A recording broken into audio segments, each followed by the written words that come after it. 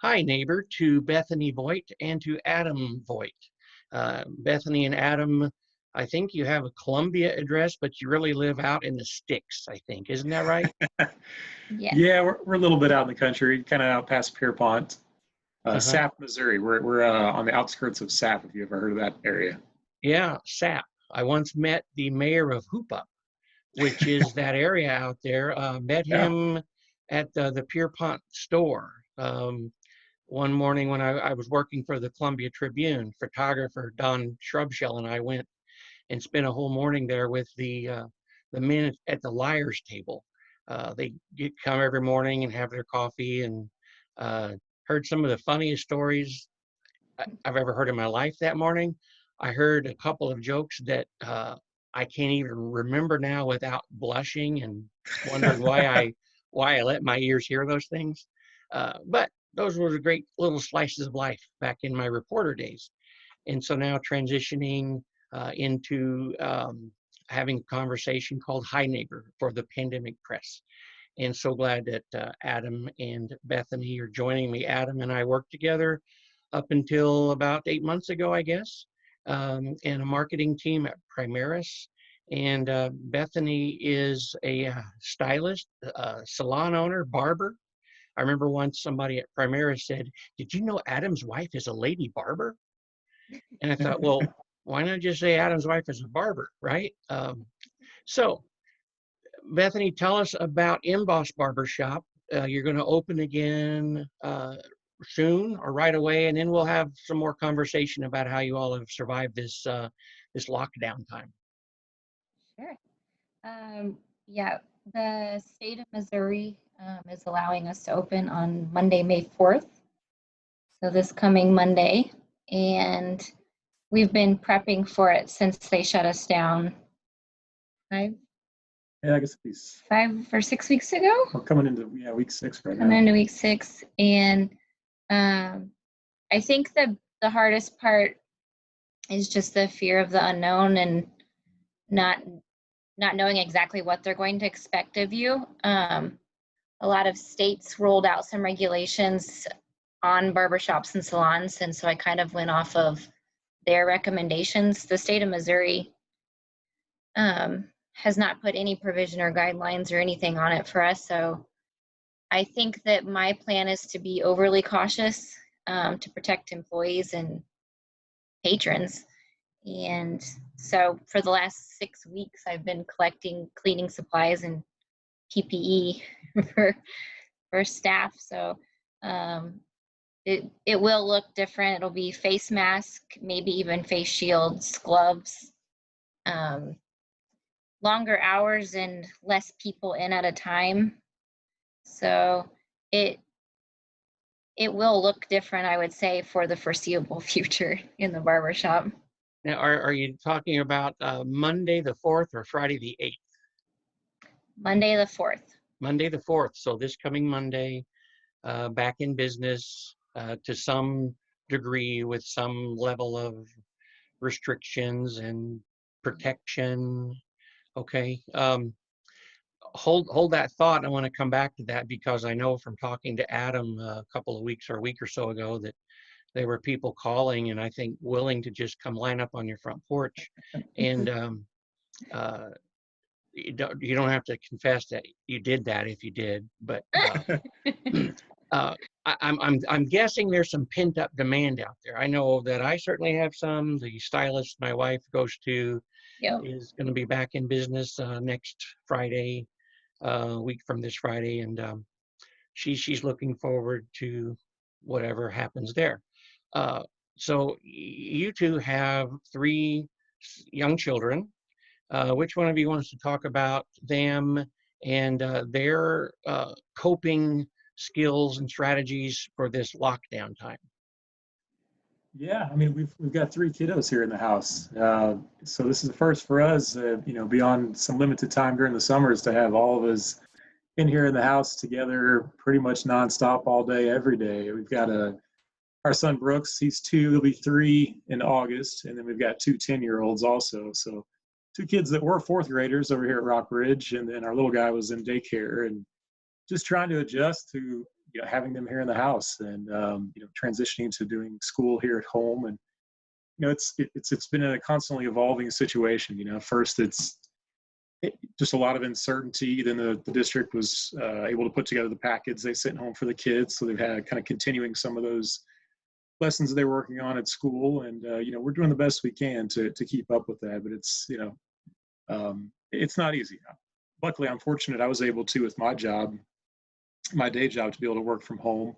We cut back dramatically the amount of staff that's in our office, and being on the marketing side of things, that let myself and my team able to work from home fairly easily. But that transition, combined with having 3 kids in the house, 2 of which, trying to keep up with school, and then also the uncertainty with the small business we own together, it's definitely been a challenge. The kids themselves, though, I mean, I think they've handled it pretty well. Like our young guy, I'm not quite sure that he really quite grasps or has any concept of what's going on. It's just, to him, it's just an endless weekend. He's got his big kid, or his big brothers and sister, and mom and dad around all the time, and he just seems to really love the additional attention he's getting. The 2 big kids, they're definitely missing their friends. And at first too, they were missing school. They missed their teachers. They, Nora in particular, she absolutely has the desire to learn. She needs that constant that, just the need to learn, the desire to learn. She's just really needs and wants that. And so not being able to be in the classroom, it's been a little bit more difficult for her in that regard. But I think they've done a really great job of adapting to this, though. And my hat's off to Bethany. She's definitely picked up the slack when I'm over here buried on my laptop, just working, trying to keep things going for the company I work for. And she's able to kind of pick up the slack, and she's putting on a lot of hats right now, helping take care of the house and keeping the school going for the kids. And, it's been an adjustment for all of us, but I think we're fortunate that I'm able to keep some work going here at the house, and also just planning for what the next steps are for our small business, for Bethany's business. That's definitely weighing on us quite a bit. So Bethany, thinking about your small business and being a mom to cooped up kids, plus watching and helping and participating or aiding, whatever your role has been in the addition that has been built onto your home, onto your house there. You have been juggling a lot of things, wearing a lot of hats. How have you, as a mom, as a wife, as a person, sort of kept it together? Or has she? I don't know. I'm just kidding. I think every day is different. I think I set a different goal for every day. In the beginning, I was helping and hands-on with the kids, but kind of just like I needed a mental break, so stepped back from just everything else. And then now, as it's evolved, it's like wake up with a new goal of getting this home edition cleaned and switched over, making sure the kids are doing schoolwork. I myself have been a hairstylist for 14 years, and so I'm in the business of talking. So even I'm on the phone a lot because, like, mentally I need it. I'm a social butterfly, so if I just sat here and didn't talk to anybody and stayed connected in one form or another, I would lose it. I mean, that line of business in particular, owning a barbershop and a salon, we've got the staff of 6 barbers and stylists, and when you've got someone new in your chair approximately every 30 to 60 minutes a day and times 6, there's a lot of people that are coming in and out of the shop, and they're social with every single one of them. It's just a constant flow of conversations, and going from that to being at home with me, where I'm just down on the computer all day long, just quiet, my head down, working, and it's definitely a change for both of us, but we're getting by.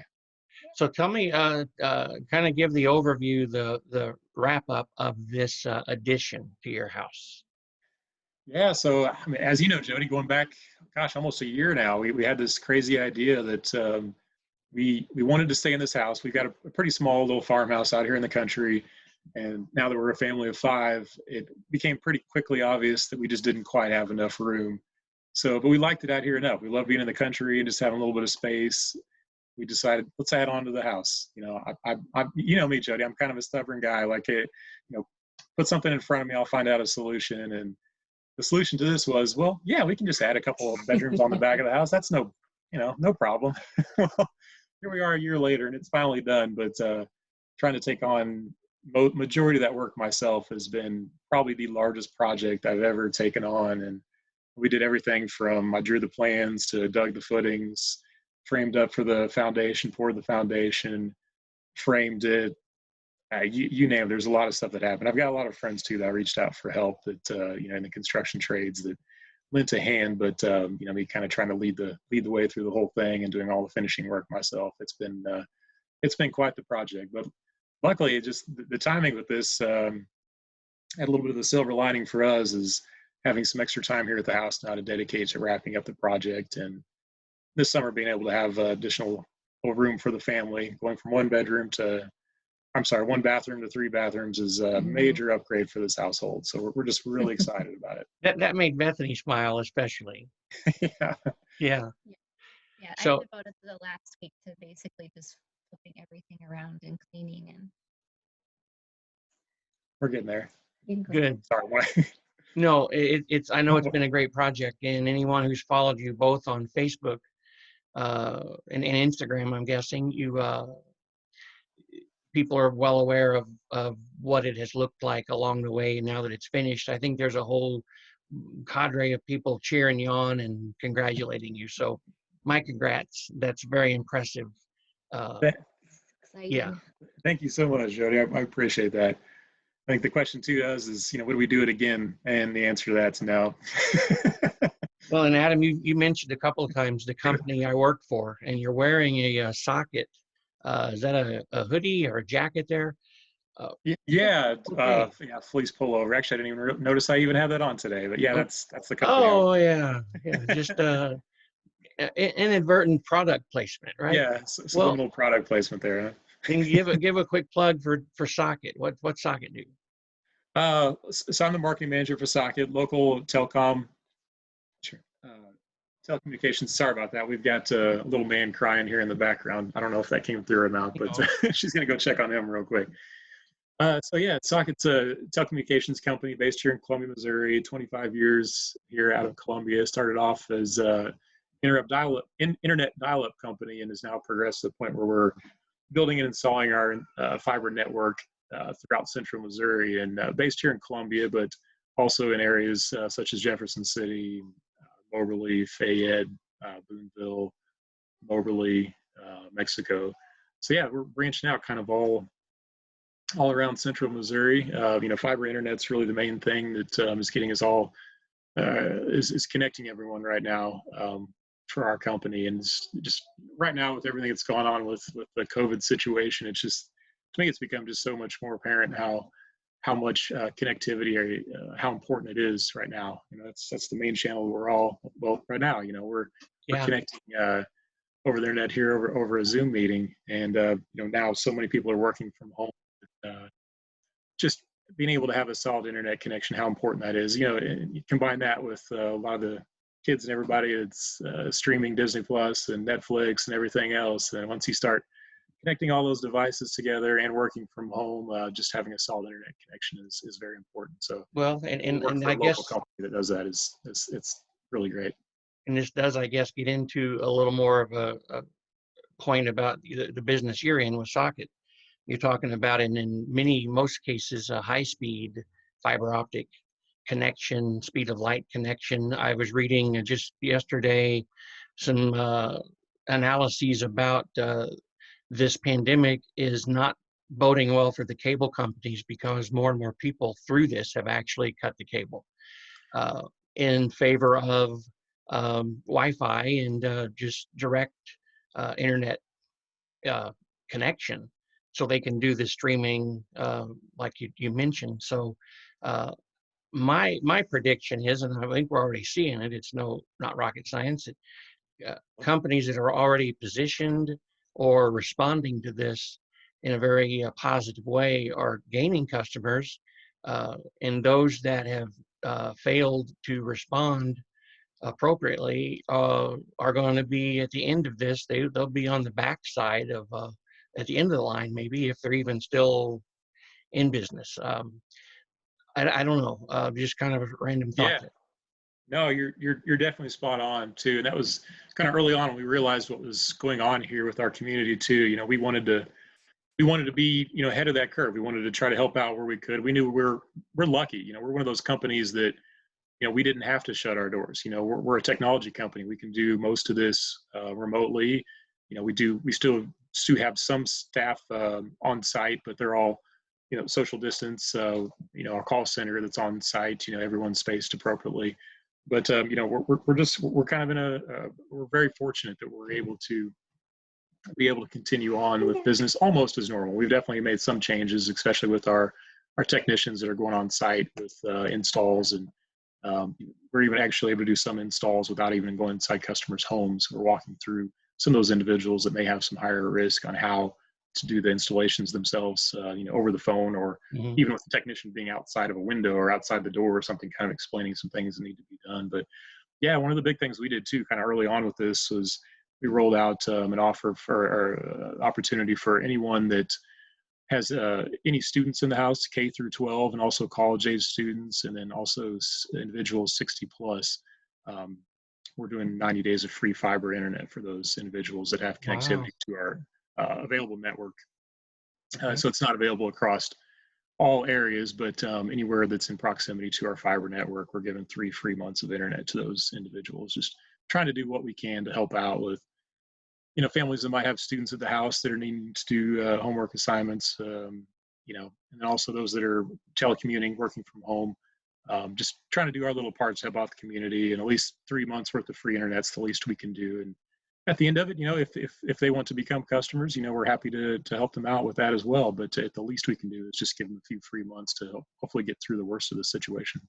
When you described a family at home with kids doing schoolwork and working remotely, that certainly describes your family, Bethany. Without that connectivity, without that ability to get into cyberspace, I'm guessing your sanity level would be a little different right now. For sure. I'm going to go with yes on that. Okay. I want to ask you, Bethany, what when this is all behind us, and I don't know what that is or what it will look like, but when business seems to be mostly back to normal and life is resumed like what it was maybe 8 to 10 weeks ago, will there be anything about this time that you might look back and say, I missed that? Like what I'm missing right now, or like when we go back? Yeah, no, what you think you might look back and say you missed. What do you miss about the pandemic? What do you miss about the lockdown? Is there any part of this, any part of this that's been so positive that, it gives you good memories? Well, I kind of like that first week that I just took it chilled, did not. I was telling Adam, I was like, I've had a job since I was 15. And so it's like, when in your life ever again will you just get the time to just stay home and love on your family? You know what I mean? No expectation. That is the expectation, is just to stay home and love on your people. And I don't think I don't ever want another pandemic again, but I don't think we'll ever get this opportunity. You know what I mean? Yeah. Again, where it's not like a planned vacation or something where you just stay home and do nothing. Well, not that we don't do nothing, but no, I'm glad you said that, because I think in some less. cases, some people have done nothing. And, I want to encourage people to feel good about that and not feel guilty. Gosh, we didn't really do much there for a few days or a week or two. And hey, look, you're smiling still, and the roof is still over the head, and Yeah. I feel like we're pretty fortunate. I mean, I know there's a lot of people that have very much suffered. Some people that have been laid off and maybe had some trouble getting any kind of government assistance. There's a lot of people out there that are very unfortunate, or maybe sheltered alone, may not have the same ability to get out and about, and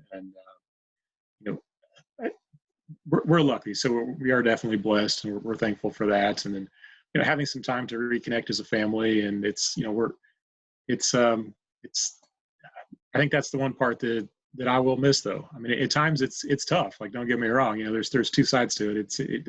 On a daily basis when you're trying to work and putting in 40 plus hours a day for a day job, and then we've got a small business that's for we've got 7 employees we're responsible for, and there's just a lot on our plates right now, a lot on our minds. But just having some extra time together to reflect. I mean, that to me, that was the biggest thing, is just getting to step back from our daily lives and take a look, kind of look back at how we were living our lives. So we were, we're extremely busy people. We were on the go, absolutely nonstop. There was just always something every single day. Like, we didn't slow down at all. This is the first time we've had a chance to actually slow down and take a real look at how we do things.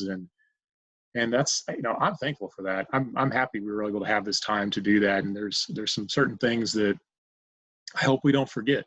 There's a lot of things we took for granted. I think that was the biggest thing for me, is that, just being able to go out and go to dinner as a family, what that was like. We just took that for granted. It was just a kind of a routine we did on a regular basis. And now we're looking forward to that. I mean, some of our, we're still, going and supporting a lot of our local business friends that own businesses here in town. We're able to do, they've adapted, they've been able to do some curbside pickup and things like that. But just, being able to go back and actually just do things like that, just to get to go out to dinner and support those businesses, things like that, we've just really taken for granted. And yeah, looking forward to that. Well, and Bethany, I'm going to turn the mood real heavy here, because Adam mentioned, you have 7 employees, small business. You're all stylists, barbers, pretty close knit. Work right downtown at M.Boss, and then it's shut down. And tell me what that did to you, anxiety wise, and how you've kept in touch with your employees and how they've managed during this time. I think the hardest day for me was the day that we turned the key in. Close the doors. Yeah. I remember that Friday. I chose myself to close the doors before they actually locked us down. And the fear of we didn't know when we would open again, if we would open, you know what I mean? What kind of funding would be out there, what my employees were even 4 years ago opening the business, the biggest anxiety for me was making sure that employees could pay bills. And still 4 years later, you just want to make sure people can support their families, and I don't take that lightly. And then also you create this beautiful space where it's usually full of this incredible energy, and then that last day that we closed, the energy was just, it was heavy and different. This business was Bethany's dream. I mean, even going back to the very first day we had, I'm sure I told you about that before, Jody. She told me about this dream and this idea to open up the space that was this kind of this underserved area of opportunity for us. That was just needing a higher end men's salon combined with the features of a barbershop, just kind of combining those two ideas into a space where guys could go and feel comfortable and have a barbershop experience, but also have salon quality styling and products and that sort of thing. And so building that business up, just starting with that idea and building it in something we've taken so much pride and ownership for, and Bethany's grown it to what it is today. We've been in business. She's been in business now for 4 years, and at the first, and it's been uphill ever since that first day we opened the doors. And we're extremely blessed and able to have that. But then being faced with the idea of having to close, and we've been successful as a business, but floating the overhead for a business like that, for a small business, I mean, there's a pretty big cost to owning a space in the district in downtown Columbia, and keeping that overhead going for, at that time we had absolutely no idea how long this was going to last. We didn't know if this was is this going to wipe out a sizable portion of our population? Is this is small business is going to be done? There was just so many questions we had, and we wanted to take care of our employees, and we wanted to protect our clients as well. So, we made the decision to, we were going to shut down at least for a week at the beginning, just to kind of see how this thing played out before the state and before local government decided that we needed to close it before they ordered the stay at home. Um, but I think it was within a day or two after that happening that the statewide stay at home order came out. And so we knew we had made the right decision. But yeah, I can remember that Friday, it'll be 6 weeks ago, this coming Friday, that we Bethany finally made that decision, and it was just a ton of weight on her, on us. Like, we just weren't sure what was going to happen next. And like I said, having 7 people that were responsible for, employees of ours, and telling them we don't really know what's going to happen. I mean, it was just it was scary. I even had my guy barber even text me and said, "Please tell me I'm going to have a place to come back to work at." And I was like, "That's the day 2." And that got me, because like, how cool is that also for someone to love where they work so much to to say that, and then just, that's a lot of responsibility to know that these people are counting on you. But yeah, my anxiety was through the roof. I couldn't remember that day, even where I put my debit card or my car keys. It took me 2 weeks to find them. Oh, wow. After the day that I got home, ask Adam. It was shocked. Yeah, it was shocked. I was like, I don't know. Maybe they're in a bag. I don't know. I don't even remember, like, you know what I mean? Like, my anxiety was just so high. It was just. Well, Adam mentioned a while ago uncertainty, and that was 6 weeks ago. He didn't know what to expect, and that uncertainty, I guess, seems to still exist quite a bit, and it's maybe different now, because we don't know what to expect. You're going to reopen, and maybe people will be pounding down your doors. Will you be limiting the number of patrons initially, the number of staff? Yes, we have 6 stations at our shop, and we have 6 full-time barbers. And so what I've decided to do, what I think is best to keep the numbers lower, is to work. We have 3 down one side and 3 down the other, so we're working the 4 corners. And everybody was at 36 hours, and now everybody's at 30.5. So I've adjusted it though, so that lunches are pretty much deleted, that need for it, so that the congregating in the break room is less, and the time spent there is spent with clients, and then we clean like crazy, sanitize, and the next shift comes in. And so I think we have that well covered. Between splitting the shifts, instead of someone working an 8 or a 10-hour day, it's cutting them back to maybe a 6-hour day or 4-hour day, and then just coming in later. So basically, we're splitting up the staff to where there's not the overlap we would typically have, and then also adding Mondays too. We were before we were open Tuesday through Saturday, so we're adding Mondays. We're adding a day and then spacing the staff out. So at least that way, beyond the customer and barber interaction for the services, individuals will be spread out, and hopefully that's at least one thing we can do to to do our part to try to be responsible and take care of our staff and our customers, and at the same time we got to get back to business. We got to get back open. We can't we can't go on like this for forever. There won't be a business to go back to if we don't get open and get some revenue coming back in. And our customers are so amazing. Like, they've been so supportive. We get just messages every single day where somebody's reaching out to us. And you mentioned too, there's been some that have been asking for the porch haircut, or driveway haircuts, and things like that. But really, at the end of the day, it's mainly just when can we get back in the shop, when you guys going to be open. And so they're very supportive of that. So we're very thankful for those loyal customers, and we're going to get them in there and get them taken care of as soon as possible. Hopefully, not too many buzz cuts that happened, and some of those COVID cuts, the COVID haircuts where people might have hacked up their hair. Yeah. I'm sure they'll be fixing several of those, but either way, we'll get them taken care of and get them looking good again.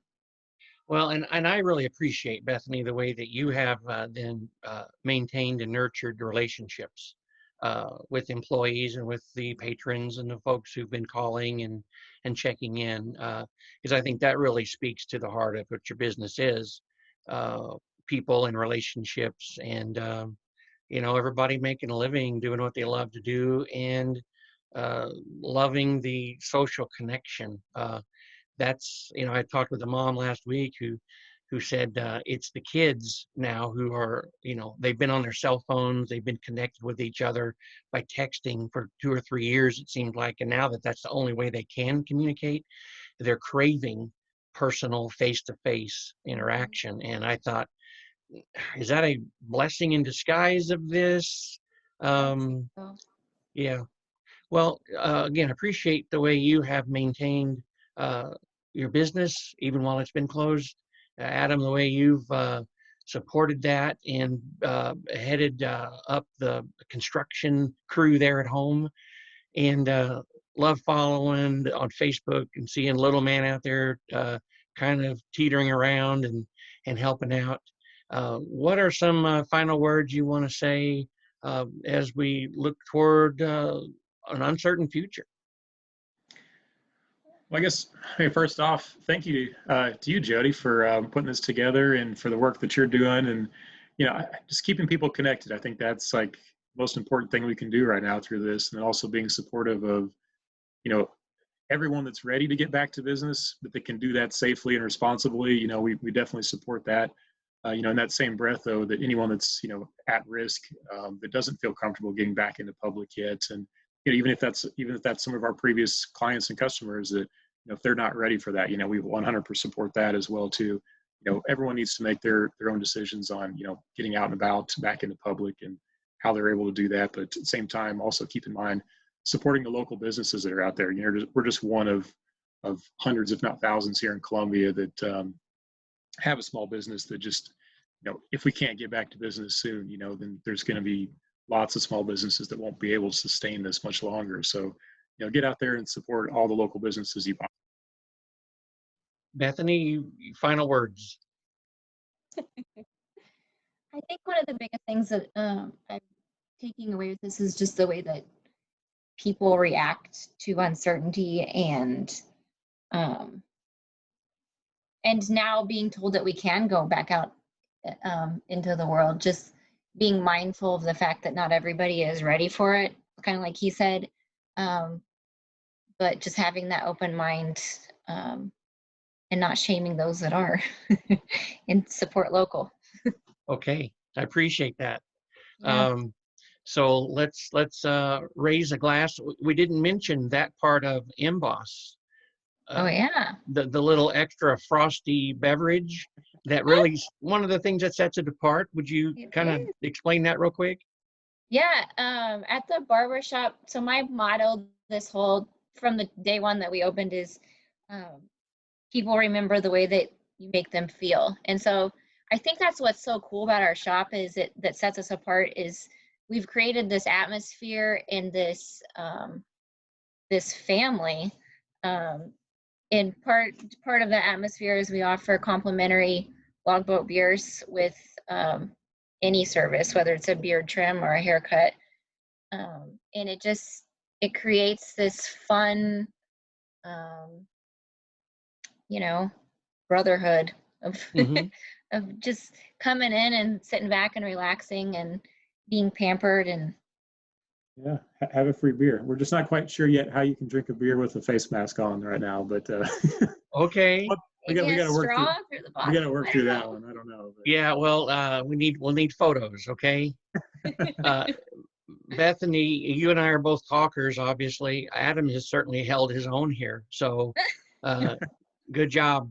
And appreciate you all being willing to get on here and chat. And having us. Gonna say goodbye. Thanks for joining me for Hi Neighbor. Thank you. Thanks, Jody.